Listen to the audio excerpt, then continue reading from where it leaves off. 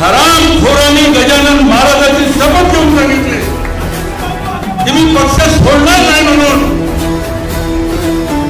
म्हणजे गजानन महाराजांना मानणारा जो कोणी वर्ग आहे त्या सर्व वर्गाचा अपमान केला हा जाऊ द्या बाब, पण आमच्या भावनेला धक्का लागला सुनील भाऊ. ज्या गजानन महाराजाला आम्ही मनापासून मानतो, अरे हरामखोरा त्यांची शपथ घ्यायची काय गरज होती तुला.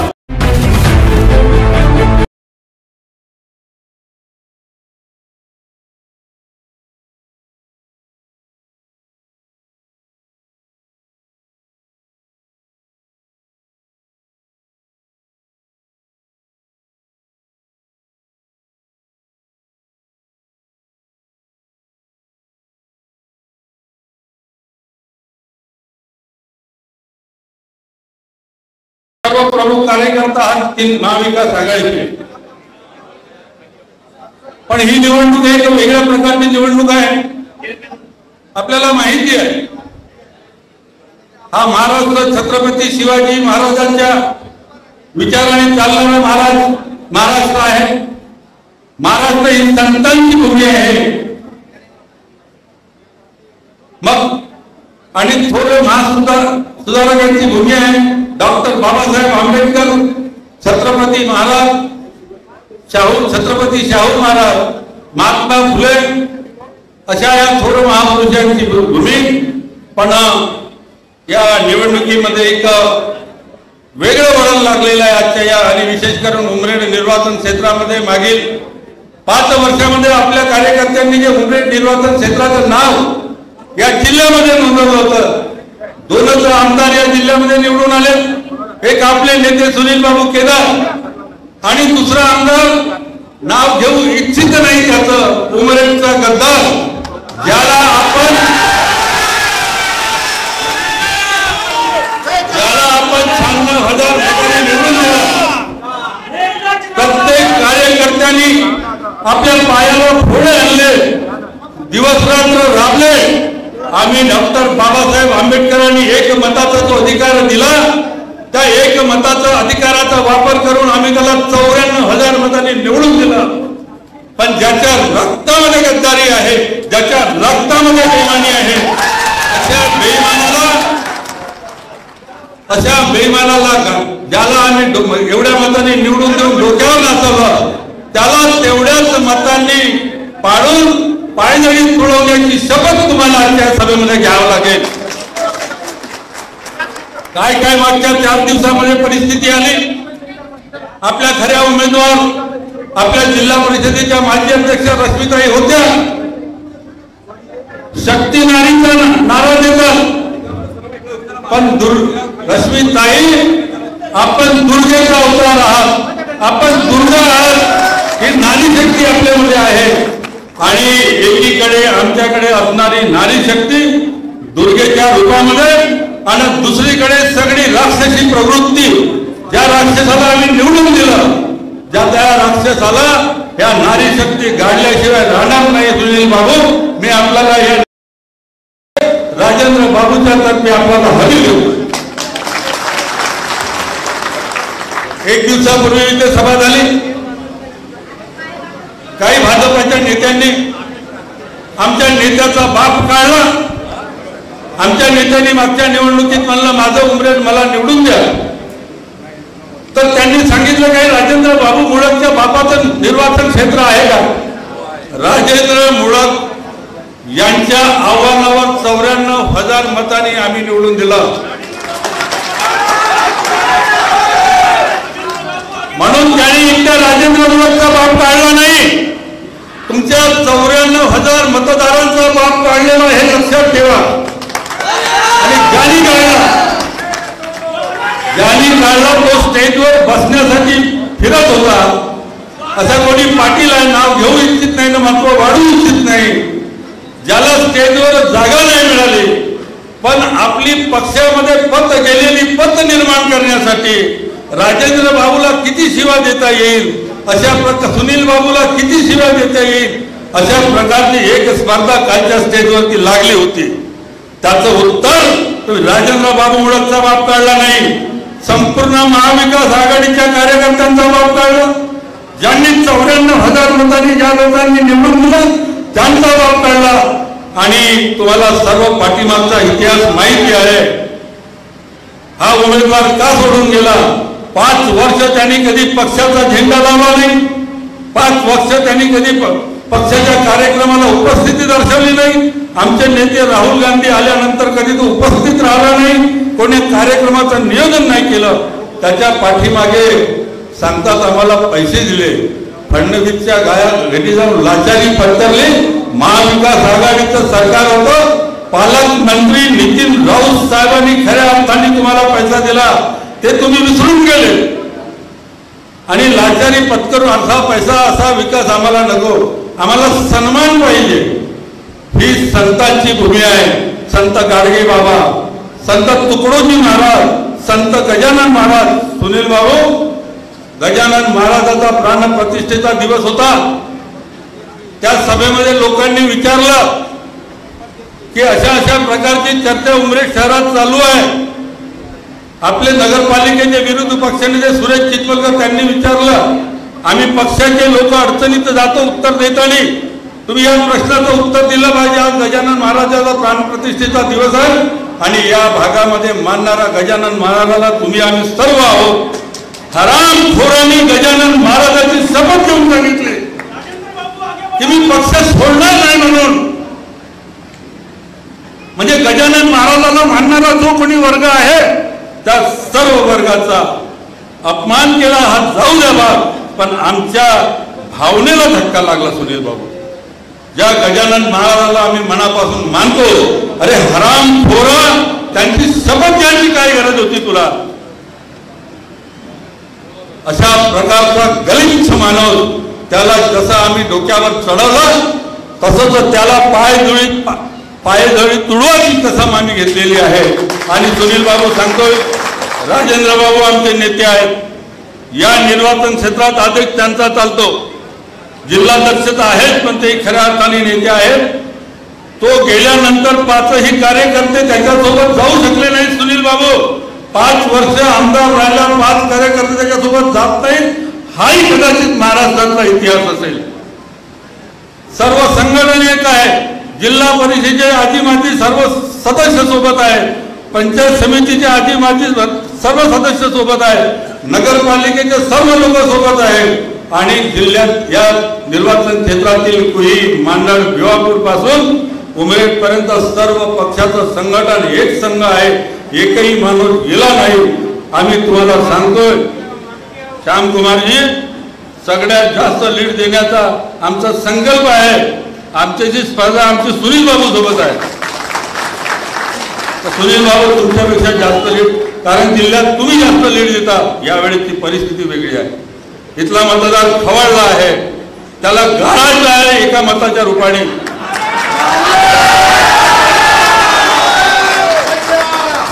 म्हणून आम्ही स्पर्धा मोठ्या नेत्याशी करतो मत देण्याच्या बाबतीत. सुनील बाबू फक्त, बाकी तुम्ही आमचे नेते आहात. म्हणून त्या सभेमध्ये लोकांनी विचारलं की अशा अशा प्रकारची चर्चा उमरेड शहरात चालू आहे. आपले नगरपालिकेचे विरोधी पक्षनेते सुरेश चिखलीकर त्यांनी विचारलं, आम्ही पक्षाचे लोक अडचणीत जातो उत्तर देताना तुम्ही या प्रश्नाचं उत्तर दिलं पाहिजे. आज गजानन महाराजाचा प्राणप्रतिष्ठेचा दिवस आहे आणि या भागामध्ये मानणारा गजानन महाराजाला तुम्ही आम्ही सर्व आहोत. हरामखोरांनी गजानन महाराजांची शपथ घेऊन सांगितले की मी पक्ष सोडणार नाही म्हणून.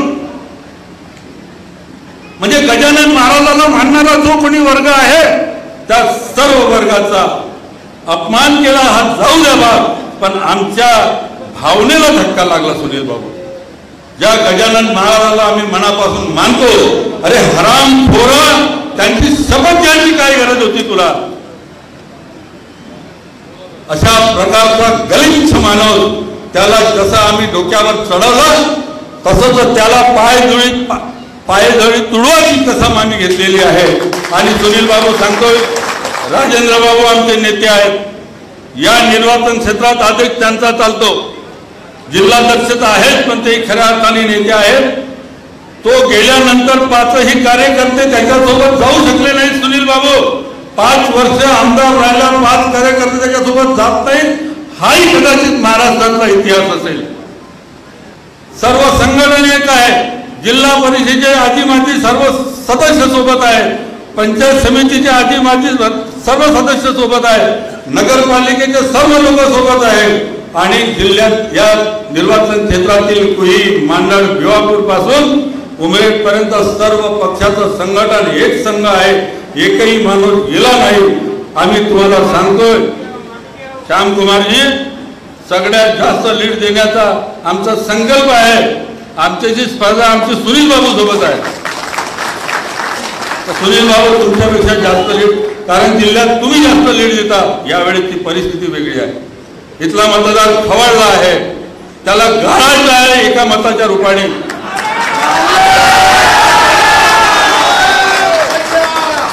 म्हणून आम्ही स्पर्धा मोठ्या नेत्याशी करतो, मत देण्याच्या बाबतीत सुनील बाबू फक्त, बाकी तुम्ही आमचे नेते आहात। म्हणून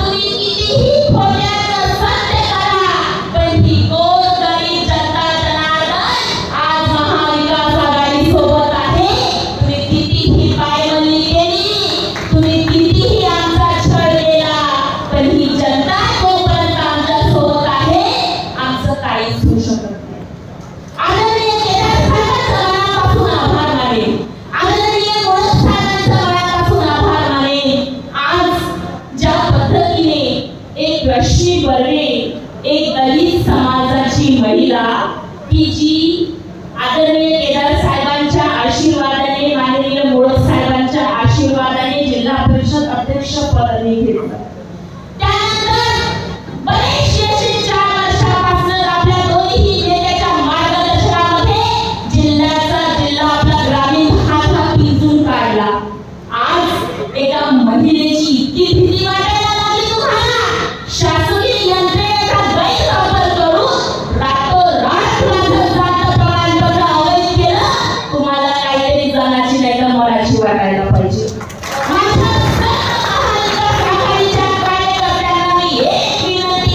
तुमची लेक आणि तुमची बहीण म्हणून आवाज मागणी करेल माझ्या मैत्रिणींना, आपापल्या मोबाईलवर स्टेटस ठेवा, फेसबुकवर व्हॉट्सअपवर स्टेटस ठेवा, एक नारी सभ्य भाई।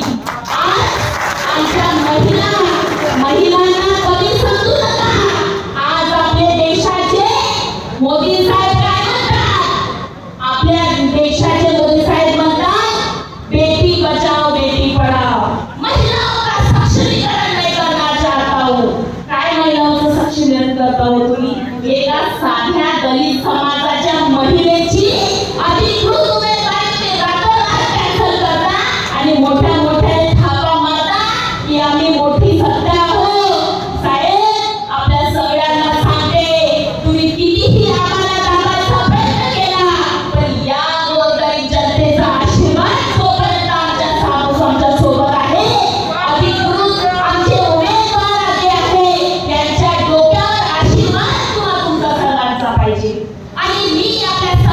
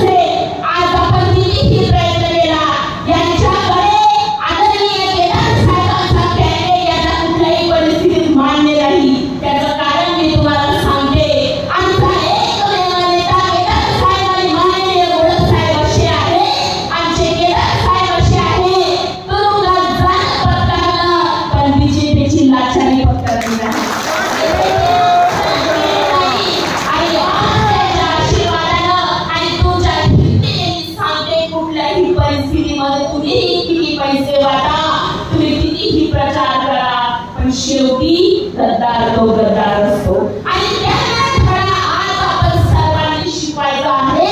तुमच्या बहिणीवर जो आघात झाला त्याचा जर बदला घ्यायचा आहे तर अधिकृत उमेदवार श्यामकुमार बर्वे यांना बहुमताने पंचायत चिन्हावर बटन दाबून तुम्हाला बहुमताने निवडून द्यायचा एकच सांगते.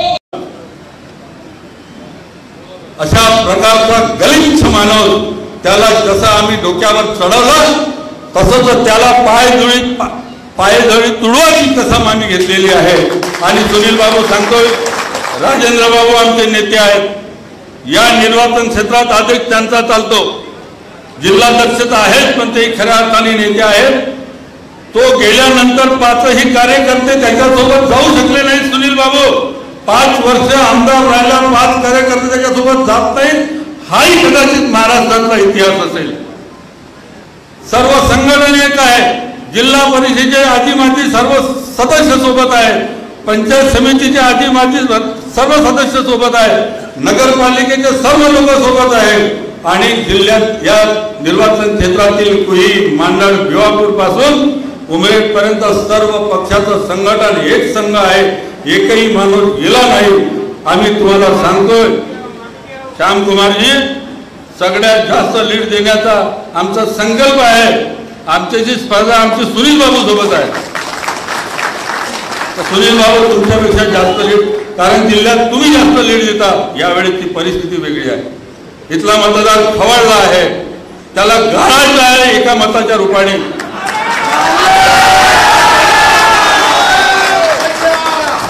म्हणून आम्ही स्पर्धा मोठ्याने तशी करतो. मत देण्याच्या बाबतीत सुनील बाबू फक्त, बाकी तुम्ही आमचे नेते आहात.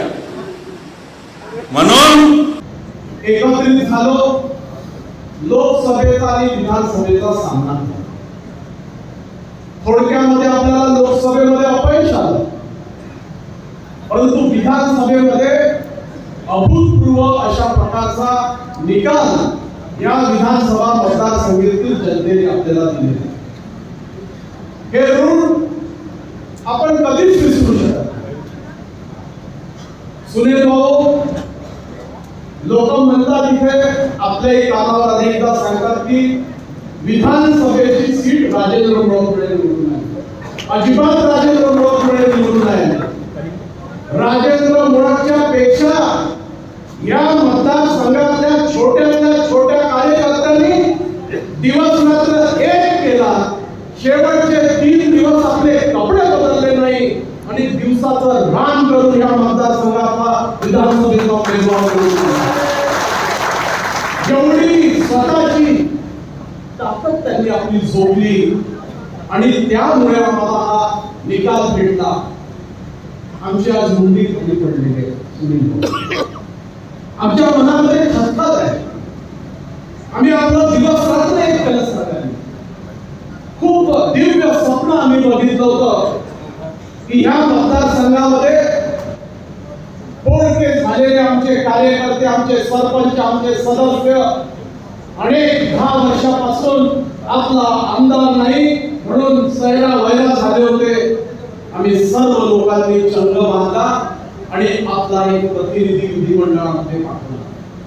वाटलं होतं की समोर 5 वर्षाची टर्म काढेल, परंतु या मतदारसंघाचं नेतृत्व करणारा प्रतिनिधी हा 4च वर्षामध्ये आपल्यामधून पळ काढून गेला आणि आपली मुंडी खाली पडेल अशा प्रकारची परिस्थिती आपल्या समोर निर्माण झाली. मी आपल्या सर्व लोकांना सांगू इच्छितो, राजकारणामध्ये, समाजकारणामध्ये, घरगृहस्थीमध्ये कुठेही जा, जीवनाच्या प्रवासामध्ये काटे असतात. त्या काट्यांवरून जात रक्त सहन करून समोरची वाटचाल करायची असते.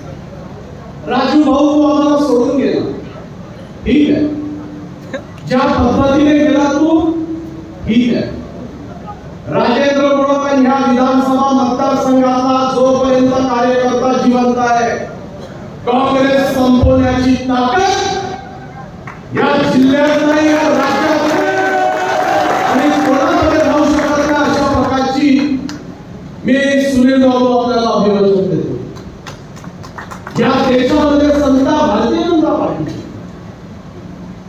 या देशाचा पंतप्रधान भारतीय जनता पार्टीचा, या राज्यामध्ये बंडखोर मुख्यमंत्री, त्याच्या सवंगडीला सर्व 40 धोकेबाज, या सर्व लोकांची सत्ता, एवढे सर्व लोक असताना आपला आमदारी आपल्यापासून चालला जातो. मी धन्य आहे तुम्हा सर्व लोकांचा की एवढं सर्व झाल्यानंतरही तुम्ही सर्व लोक आज काँग्रेस सोबत आहे. ह्याला म्हणतात इमानदारी, ह्याला म्हणतात इमानदारी. पळकुटे ते असतात जे जन्मापासून पळकुटे असतात आणि आलेल्या प्रसंगाचा सामना करू शकतात. जीवनामध्ये प्रसंग येतील, मी सांगितलं, वाट आहे, काटे राहतील, काट्यातून रक्त निघेल, सहन करून समोर जायचं असतं. मागे वळून पाहायचं नसतं. मागे वळून तेच लोक पाहतात ज्यांना स्वतःवरती विश्वास राहत नाही. तेच लोक मागे वळून दुसरी रश्मीताई, मी तुझा मनापासून धन्यवाद देतो. तुला सर्व लोकांना सांगतो, मी पाहिलं आजच्या तारखेत तिची व्हॅलिडिटी कॅन्सल केल्यानंतर या भारतीय जनता पार्टी शिवसेनेला सांगावं लागेल की रश्मी बळगेची जात काय आहे. सांगा तुम्ही, कोणती जात आहे तिची? जिचा वडील चांभार समाजाचा आहे, जिचा वडील एसटी समाजाचा आहे, तो असल्यानंतरही तुम्ही तिची जात नमूद करत नाही. फक्त निवडणुकीतून चंद मिनिटं पहिले तिची व्हॅलिडिटी कॅन्सल करता आणि तिची व्हॅलिडिटी कॅन्सल करून तिचा उमेदवारी अर्ज खारिज करता. याचा अर्थ हा आहे की तुम्हाला निवडणुकीचा सामना करत असताना निवडणूक कशी कमजोर करता येते याचा प्रयत्न करून हा षडयंत्र तुम्ही आमच्यावर रचला. एवढंच नाही, बबलू भाऊवरती पण आक्षेप घेतला. का आक्षेप घेतला? का याचा नाव एबी फॉर्म मध्ये 5व्या नंबरवर होता. 5व्या नंबरवर मी तुम्हाला सरळ सांगतो, मी काही तेवढा चाणक्य नाही, माझ्यापेक्षा भारी चाणक्य इथे बसलाय सुनील केदार. यांनाही हवाचा रूप कळते. यांना वाटलं मला काहीतरी गडबड होऊ शकते. हे काही आपल्याला एवढ्या सोप्यात नाही घेणार, हलक्यात घेणार. भाऊनी पण चुपचाप मध्ये नाव टाकून ठेवलं होतं बबलू भाऊचं. आणि नाही भाऊ, तुम्ही जर नाव टाकलं असतं ना तर या वेळेस या मतदारसंघामध्ये पंजाब दिवस नाही राहिलं असतं. तुमचे खूप मनापासून धन्यवाद देतो.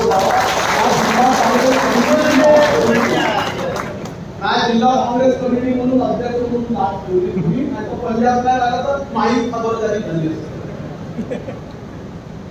बबलू भाऊ चिंता नाही, बबलू भाऊला मी जवळून पाहिजे. बाजार समितीचा यशस्वी संचालक म्हणून त्याची कारकीर्द आली पाहिजे. शेतकऱ्यांच्या हिताचे निर्णय घेणारा एक कार्यकर्ता उद्या आपलं नेतृत्व लोकसभेमध्ये करणार. स्थानिक स्वराज्य संस्थेमध्ये ग्रामपंचायत असो या नगर परिषद, नगरपंचायत कांद्री असो, इथला सभासद राहून त्या भागाचं नेतृत्व करायचं, प्रशासनाची जाणीव ठेवायची, विविध निर्णय करायचे, विविध विकास कामं करायचे, शेतकऱ्यांच्या हिताचे निर्णय घ्यायचे, अशा प्रकारचा उमेदवार बबलू भाऊ तुझ्या माध्यमातून आम्हाला भेटलेला, हेही तुम्ही नाकारता येईल. आणि शेवटी काय, कोणी देखाव पाहिजे. लोकसभेची तिकीट एखाद्या नेत्याला भेटते, तुम्ही धन्य मानलं पाहिजे की तुमच्या मधला एका कार्यकर्त्याला आज काँग्रेस पक्षाने लोकसभेची निवडणूक लढण्याची संधी दिली. म्हणून माझी आपल्या सर्व लोकांना विनंती आहे, या निवडणुकीमध्ये आपण सर्वजण एकत्रितपणे कामाला लागूया.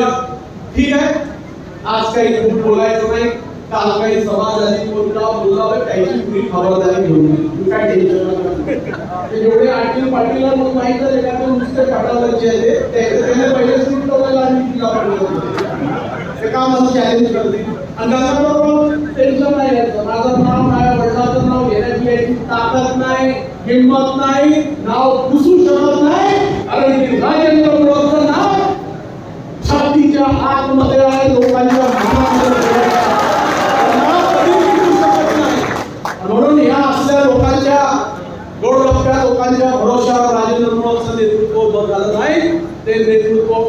केलं, तुम्ही लोकांनी मला खांद्यावर घेतलं आणि या मतदारसंघाची सेवा करण्याची संधी दिली. आजही ऋण अनुबंध ज्या दिवशीपासून होते ते तसेच आहे, भविष्यातही तसेच राहील. काही चिंता करायची नाही. जे पण कामं असतील या मतदारसंघाचे ते सबंध मतदारसंघातले कामं आपण परिपूर्ण पद्धतीने आणि पुऱ्या ताकदीने करू हा विश्वास मी तुम्हा सर्व लोकांना देतो. येणारे अजूनही 15 दिवस आहेत. खूप काही आजच बोलून टाकायचं आपली बॅटरी डाऊन करणारा नाही. बॅलन्स राहू द्या, थोडा भाऊ काढून येऊ द्या. त्याचे 2-4 मोठे मोठे त्याच्यानंतर ते का बोलते त्या शेवट उत्तर देऊ आणि दाखवून देऊ की या विधानसभा मतदारसंघातून काँग्रेस पक्षाला जबरदस्त अशी आघाडी या मतदारसंघातल्या सामान्य जनतेने कार्यकर्त्यांनी दिलेली आहे. एवढंच सांगतो आणि थांबतो. जय हिंद, जय महाराष्ट्र. या भागाचं नेतृत्व केलं राज्याचे माजी मंत्री, नागपूर जिल्हा काँग्रेसचे सन्माननीय अध्यक्ष सर्व राजन मुळक साहेब, काँग्रेस पक्षाचे रामटेक लोकसभेचे महाविकास आघाडीचे उमेदवार सन्माननीय बबलू बलवीजी, श्याम बलवीजी,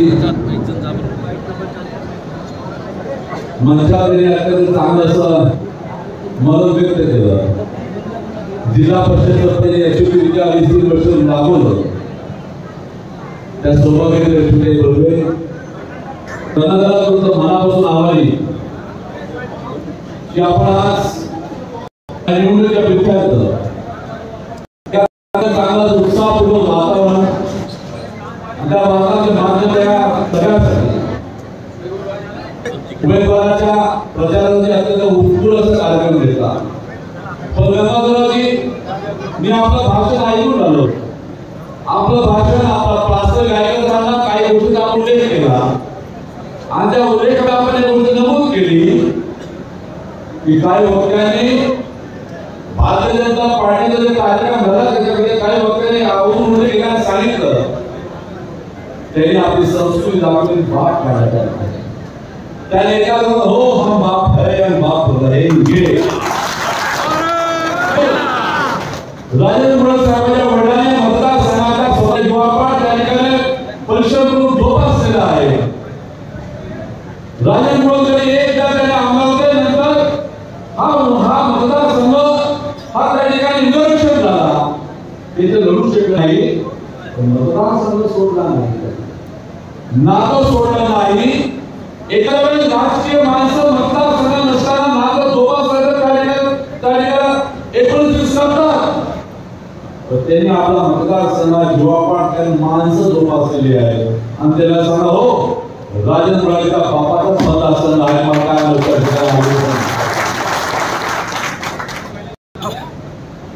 जरा रणांगणात या आणि मग त्या ठिकाणी